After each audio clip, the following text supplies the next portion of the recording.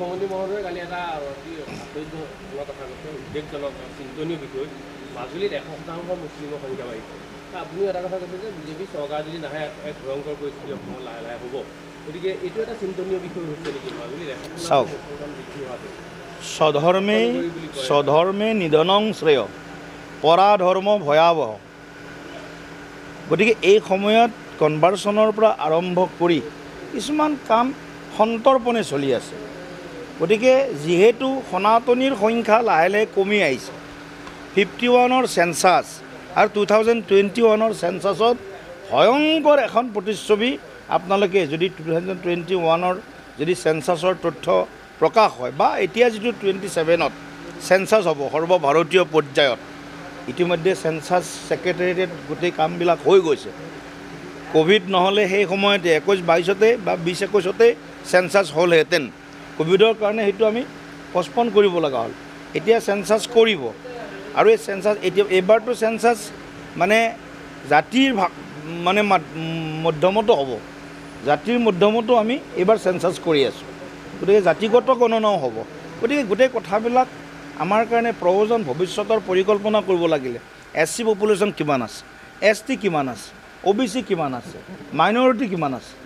আজি মাজুলীত যদি আগত 100জন আছিলে মুছলমান, যদি 200জন হৈছে 100% বাঢ়িল। এইটোতো মুখ্যমন্ত্ৰী মিছা কথা কোৱা নাই। যদি 500 আছিল 1000 হ'ল, 100% বাঢ়িল। খ্ৰীষ্টিয়ান যদি 500 আছিলে 1000 হ'ল, 100% বাঢ়িল। এইটো আপোনালোকে বেছি ভালকৈ জানিব, কাৰণ আপোনালোক মাজুলীৰ বাসিন্দা। আপোনালোকে মাজুলীৰ তৰা নৰা আপোনালোকে চিনি পায়, বুজি পায়। গতিকে ইয়াত এই ধৰণৰ কথাবিলাক আমি তীৰ্থ নগৰী বুলি কওঁ, মাজুলীক সত্ৰ নগৰী বুলি কওঁ, সত্ৰপীঠ বুলি কওঁ। শ্ৰীমন্ত শংকৰদেৱ গুৰুজনাৰ পদৰেণুৰে ৰঞ্জিত।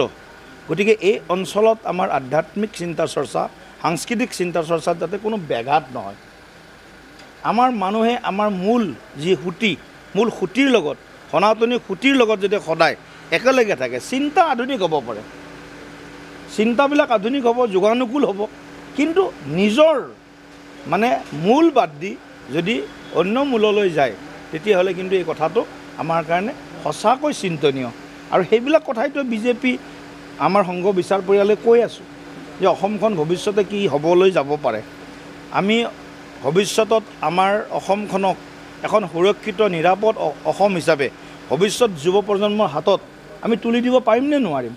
নে যুৱ প্ৰজন্মই আমাক দোষাৰোপ কৰিব যে এওঁলোকে 10 বছৰ 15 বছৰ শাসন কৰিলে, এওঁলোকে কিন্তু আমাক মানে এখন মানে এনেধৰণৰ অসম উপহাৰ দি গ'ল, য'ত নেকি আমি দ্বিতীয় শ্ৰেণীৰ নাগৰিক হৈ থাকিম।